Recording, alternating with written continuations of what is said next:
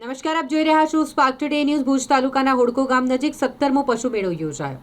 અહીં 17મા પશુ મેળાનું આયોજન કરવામાં આવ્યું. બંને પશુ ઉછેરક માલધારી સંગઠન દ્વારા 17મા પશુ મેળામાં કચ્છના વિવિધ વિસ્તારમાંથી માલધારીઓ પોતાના પશુ સાથે મેળામાં ઉમટી પડ્યા છે. 2 દિવસીય મેળામાં ઘોડા દોડ, દૂધ દોહન, બખમ લાકડો, પશુ પ્રદર્શન સહિત પ્રતિયોગિતાઓનું પણ આયોજન કરાય છે. પ્રથમ, દ્વિતીય અને ત્રીજો ક્રમાંક આવનારને રોકડ ઇનામ આપવામાં આવે છે. પશુ મેળા પાછળનો હેતુ એવું છે કે કચ્છના સ્થાનિક પશુપાલકો પોતાના પશુઓની નસલ જાળવણી અને સાચવણી રાખી શકે અને ગાય, ભેંસ, ઘોડા સહિતના મોટી સંખ્યામાં પશુઓની લેવેચ કરી શકે. આ ઉદ્દેશ્ય સાથે આ આયોજન કરવામાં આવે છે. બંને પશુ મેળા નખત્રાણા તાલુકાના વિથોણ ગામની 2 ભેંસની 9.5 લાખમાં વેચાઈ. પશુ ખરીદ માટે કચ્છ સિવાય અમદાવાદ, સૌરાષ્ટ્ર સહિતના પ્રાંતમાંથી પણ રસ ધરાવતા લોકો આવ્યા છે. પશુ મેળાની શરૂઆત જિલ્લાના સત્તાપક્ષના પદાધિકારી અને સંસ્થાના હોદ્દેદારો દ્વારા કરવામાં આવી. આ વેળાએ કચ્છના સાંસદ વિનોદ ચાવડા, રાજ્યમંત્રી ત્રિકમ છાંગા, જિલ્લા પંચાયત પ્રમુખ, ધારાસભ્યો સહિત અતિથિ વિશેષ ઉપસ્થિત રહ્યા હતા. આજે બન્નીના હોડકો ખાતે આ 17મા પશુ મેળાનો 2 દિવસીય પશુ મેળાનું ઉદ્ઘાટન આજે કચ્છના લોકપ્રિય સાંસદ આદરણીય વિનોદભાઈ, જિલ્લા પંચાયતના અધ્યક્ષ આદરણીય જનકસિંહજી, ભુજ વિસ્તારના ધારાસભ્ય આદરણીય કેશુભાઈ, અબડાસાના ધારાસભ્ય આદરણીય પદુમનસિંહની ઉપસ્થિતિમાં અને પશુપાલકો અને વિશાળ સંખ્યામાં માલધારીઓ અને રાજ્ય અને રાજ્ય બહારથી આવેલા માલધારીઓની ઉપસ્થિતિમાં આ 2 દિવસીય પશુ મેળાનું ઉદ્ઘાટન કરવામાં આવ્યું.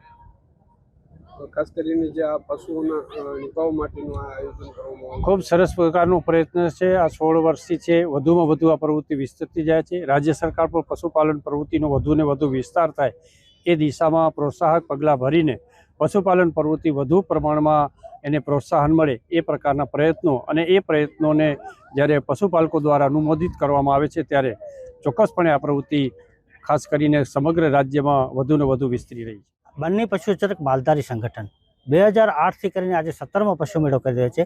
એના પાછળ એક જ ચીજ હોય છે કે બંનેના પશુપાલકો પોતાની નસલની સાચવણી, જાળવણી, બંનેની લાખણી ભેંસ છે એને સાચવીને રાખે એના માટેનો પ્રયાસ હોય છે. આજના પશુ મેળામાં અમે નાની ખડેલી અને વોડકીના ઇનામો રાખ્યા છે. એના પાછળ એક ધ્યેય છે કે નાની નસલ જે છે આગળ વધે અને પોતાની નસલની સાચવણી થાય. કારણ કે આજે જે મોડલ વિસ્તાર છે ને આજે મોડલ જે છે એની અંદર ઘણા પશુઓ વેચાણમાં મોટી મોટી કિંમતોથી લઈ જાય છે. ત્યારે પશુઓની સાચવણી જાળવણી થાય, નવી નસલ ઊભી થાય અને બંનેનો પશુપાલન પ્રવૃત્તિ છે એ વેગ પકડે. જેના માટે આજે પણ માન્ય મંત્રીશ્રી, માન્ય ધારાસભ્યશ્રીઓ, જિલ્લા પંચાયતના પ્રમુખશ્રી અને સાંસદશ્રી સૌએ સધિયારો સાથ આપી અને અમને સાહસમાં પ્રેરક બળ પૂરું પાડ્યો. સૌ માલધારીઓ પણ સાથ લઈ ઉત્સાહભેર ભાગ લીધો છે અને નસલ અને જાળવણી થાય જેના માટેનો એક પ્રયાસ હોય છે જે ઉત્તરોત્તર આગળ વધી રહ્યો છે અને માલધારીઓ હોશભેર ભાગ લઈ રહ્યા છે. દરેક વખતે માલધારીઓને પૂછાવે છે કે પશુ મેળો ક્યારે થાય છે, પણ હવામાનની પરિસ્થિતિ હોય એટલે અમુક તારીખો દિવાળી પાછળ કરી, દિવાળી પહેલાં કરવો પડે. આ વખતે દિવાળી પાછળ કરવાનો પડ્યો કારણ કે વાતાવરણ ખરાબ હતું, જેના કારણે આજે આ પશુ મેળાનું ઉજવણ કરી છે. જેની અંદર બીજી અનેક સ્પર્ધાઓ છે. ઘોડા દોડ સ્પર્ધા, માણસ દોડ સ્પર્ધા હોય છે, પશુ પ્રદર્શન હરીફાઈ કાલે હાથે, દૂધ દોહન હરીફાઈ છે અને તેની સાથે બખમ લાકડો જે ભાતીગળ સંસ્કૃતિ છે એ તમામ અહીંયા બની નહીં પણ કચ્છ ગુજરાતના લોકો અહીંયા માને છે, અહીંયા લોકો આવે છે. આજે પણ રાજ્યના ઘણા રાજ્યોમાંથી, રાજસ્થાન હોય કે મધ્યપ્રદેશ હોય ત્યાંથી પણ માલધારી આવ્યા છે અને ગુજરાતમાંથી બનાસ જેવી ડેરીનું સંચાલન કરતા લોકો પણ અહીંયા આવીને બંનેની ભાતીગળ સંસ્કૃતિ અને પશુપાલન જોઈ રહ્યા છે. અમારા સૌ માટે ગૌરવની વાત છે.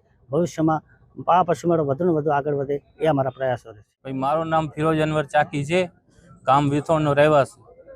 અમારો 40 થી 45 વર્ષથી ધંધો છે વેપારનો ને બંને નસલની ભેંસો છે, બે ઓરિજિનલ ભેંસો છે. એ જંગલમાં જાય તોય બી ધૂપ સહન કરી શકે, ઠંડી સહન કરી શકે, વરસાદમાં વરસાદ સહન કરી શકે ને તબેલે એ ભાઈ લઈ જાય તો એને દૂધ સારો આપે. બાકી એની નસલની કિંમત છે. ખાસ કરીને કઈ રીતે તમે આ બંને ભેંસની રખેવાળી કરતા હો છે? જ્યારથી જન્મે છે ત્યારે મોટી થતી હોય, કેટલા વર્ષની આ ભેંસ છે તે દૂધ ઉત્પાદન દેતી, કેટલું દૂધ આપે છે, શું છે? અમારે ભેંસ જ્યારે નાનકડો બચ્ચો હોય ને ત્યારેથી એને ફૂલ એને દવડાવે કે દૂધ બહુ એને પીવડાવે, પણ એને અમે દોતા નથી. ભેંસ ડાયરેક્ટ બચ્ચો પી જાય. પછી જેટલો દૂધ બચે એ અમે દૂધ કાઢી લઈએ. અમને દૂધનો કાંઈ મતલબ છે નહીં, બાકી બચ્ચા અમે ઉછેર કરીએ છીએ. આજે દૂધ ઉત્પાદકો છે એમને બંને ભેંસથી શું કઈ રીતે ફાયદો થાય છે? બંને ભેંસની ફાયદો થાય કે બંને ભેંસ લાંબો ટાઈમ સુધી દૂધ આપે.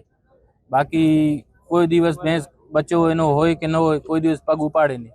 બીજી ભેંસો આવે છે કે બીજી નસલની એને ઇન્જેક્શન મારે, એમ દવા કરે કે કૂદી જાય. આ ભેંસ કોઈ દિવસ કૂદે નહીં, ઠંડા દિમાગની ભેંસ હોય. જે આપનો પરિચય ને આ જે પશુ મેળાનું આયોજન કરાયું છે, કેટલા વર્ષથી આ મેળાનું આયોજન છે, શું મુખ્ય ઉદ્દેશો હોય છે, શું કહેશો? મારું નામ ઇમરાન ખાન મુતુઆ છે અને હું બન્નીનો માલધારી છું ને છેલ્લા 15 વર્ષથી બન્ની પશુચરક માલધારી સંગઠન સાથે કામ કરી રહ્યો છું. અમે છેલ્લા 17 વર્ષથી બન્ની પશુ મેળાનું આયોજન કરી રહ્યા છીએ.